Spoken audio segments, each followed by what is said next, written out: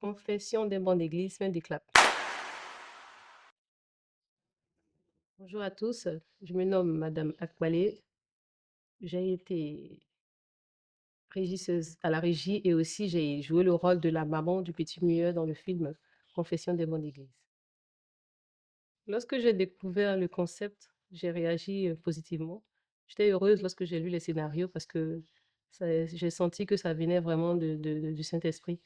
Parce que c'était vraiment inspiré de Dieu. Tout ce que j'ai lu était ce que les gens vivaient au quotidien et je voyais que derrière, le Seigneur voulait aussi donner un message porteur d'espoir aux personnes qui en avaient besoin. Ce qui m'a le plus touchée, c'est de voir un petit garçon qui est assis dans une église qu'on devait brutaliser pour faire sortir. C'était un peu trop. Pour ma part, je pense que j'aime beaucoup le psaume 23 parce que je pense qu'il renferme beaucoup de choses. Quand on nous dit que l'Éternel est quand la Bible nous dit que l'Éternel est notre berger, que nous ne manquerons de rien, cela détermine tellement de choses qu'on vit au quotidien, c'est-à-dire même ce petit garçon-là qui n'a plus de voix, qui n'a pas de voix.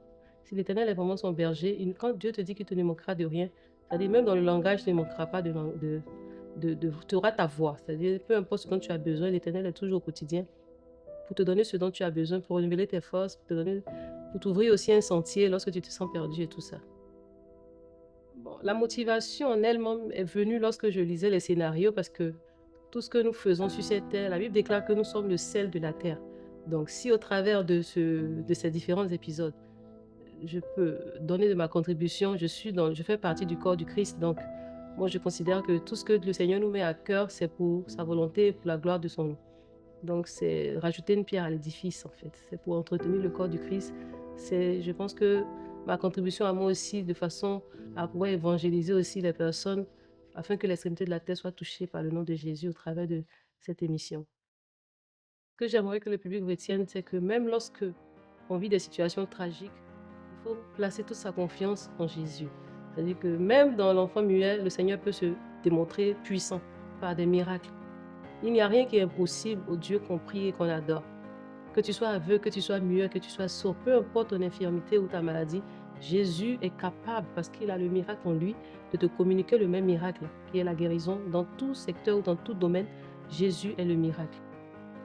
Lorsque le film va sortir, je souhaite que lorsque les personnes vont regarder, il ne faut pas qu'ils regardent le film comme n'importe quel film, qu'ils le regardent en se disant que si je vis cette situation, Seigneur, que ce film est venu à moi, c'est parce qu'au travers de ma situation, je vais avoir une délivrance dans ce film. Parce qu'il y a des versets bibliques en appui qui peuvent être une référence pour vous pour aller dans la Bible et le Seigneur vous répondra. J'invite tout le monde à qui Dieu fera la grâce de regarder ce film, de suivre RS Prod. Merci à vous.